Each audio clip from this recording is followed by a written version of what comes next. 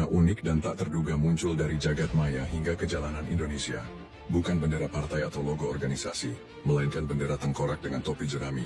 Jolly Roger milik kelompok bajak laut topi jerami dari anime legendaris One Piece.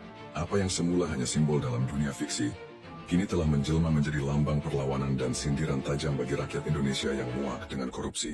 Narasi ini viral, menyebar cepat melalui tagar di Twitter, video TikTok, hingga menjadi gambar profil di berbagai platform media sosial. Mengapa bendera bajak laut fiksi ini begitu bergema di hati masyarakat? Jawabannya terletak pada ironi yang menyakitkan. Pemerintahan dunia versus koruptor di dunia nyata. Dalam dunia One Piece, musuh utama Monkey D. Luffy dan kawan-kawannya bukanlah bajak laut lain, melainkan pemerintah dunia, World Government. Sebuah entitas kekuasaan absolut yang di permukaan tampak menjaga keadilan, namun di baliknya penuh dengan kebusukan, manipulasi, dan para pejabat elit, naga langit Celestial Dragons, yang merasa bisa melakukan apa saja tanpa tersentuh hukum. Rakyat Indonesia melihat cerminan yang mengerikan dari cerita ini dalam realitas mereka. Para koruptor di negeri ini dianggap tak ubahnya seperti naga langit, serakah, merasa di atas hukum dan merampas hak rakyat kecil demi kemewahan pribadi. Ketika hukum terasa tumpul ke atas dan tajam ke bawah, masyarakat merasa sistem yang seharusnya melindungi mereka justru telah dikuasai oleh para penjahat berdasi. Dua kerinduan akan pemimpin seperti Luffy.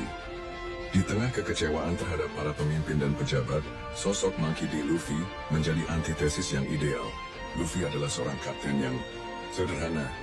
Mimpinya simpel menjadi raja bajak laut dan berpetualang. Dia tidak haus kekayaan atau kekuasaan, memegang janji. Baginya janji dan persahabatan nakama adalah segalanya.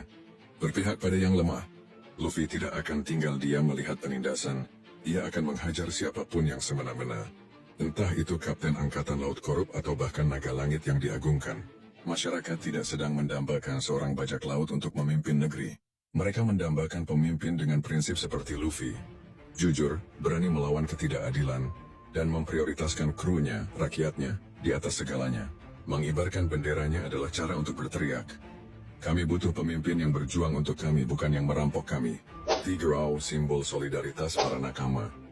Yang terluka fenomena ini juga menjadi cara bagi masyarakat untuk menemukan solidaritas. Di dunia One Piece, nakama adalah ikatan suci yang melampaui hubungan darah. Mereka yang sama-sama frustrasi dan lelah dengan korupsi merasa menjadi bagian dari kru yang sama, mengganti foto profil dengan bendera topi jerami, atau mengunggah konten terkait menjadi sebuah kode, sebuah penanda bahwa kamu tidak sendirian. Aku juga merasakan hal yang sama. Ini adalah bentuk persatuan rakyat jelata yang merasa dikhianati oleh sistem. Kesimpulan, ketika fiksi lebih nyata dari realita viralnya bendera, One Piece sebagai simbol perlawanan korupsi adalah sebuah satir besar. Ini adalah potret sebuah bangsa yang begitu kecewa pada realitas, hingga mereka harus meminjam simbol dari dunia fiksi untuk menyuarakan harapan dan perlawanan mereka. Bendera tengkorak bertopi jerami itu bukan lagi sekadar logo anime. Ia telah menjadi pekik putus asa sekaligus harapan.